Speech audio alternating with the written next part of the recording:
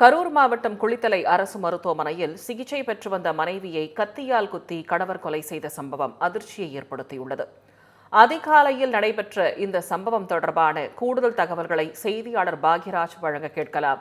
வணக்கம் பாக்யராஜ், இந்த சம்பவம் தொடர்பான விரிவான விவரங்களை பதிவு செய்யுங்க பாக்யராஜ். திவ்யா, குளித்தலை அரசு மாவட்ட தலைமை மருத்துவமனையில் சிகிச்சையில் இருந்த மனைவியை கத்தியால் குத்தி கொன்ற கணவன்.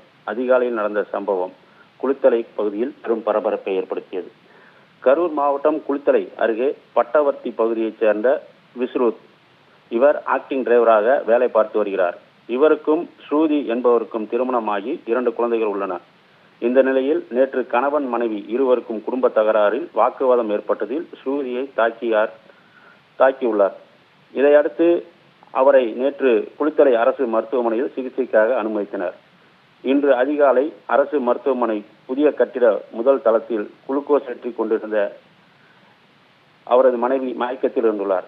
இதை அறிந்த விஸ்ருத் கத்தியால் 3 இடங்களில் சரமாரியாக குத்திவிட்டு அங்கிருந்து தப்பி ஓடிவிட்டார். இதில் ஸ்ருதி இரத்த வெள்ளத்தில் சம்பவத்திலேயே உயிரிழந்தார். இது குறித்து தகவல் அறிந்த குளித்தலை டிஎஸ்பி செந்தில்குமார், காவல் ஆய்வாளர் ராஜேந்திரன் சம்பவத்திற்கு வந்து பார்வையிட்டு ஆய்வு மேற்கொண்டு விசாரணை நடத்தினர். மேலும் தப்பி ஓடிய விஸ்ருத்தை தேடி வருகின்றனர்.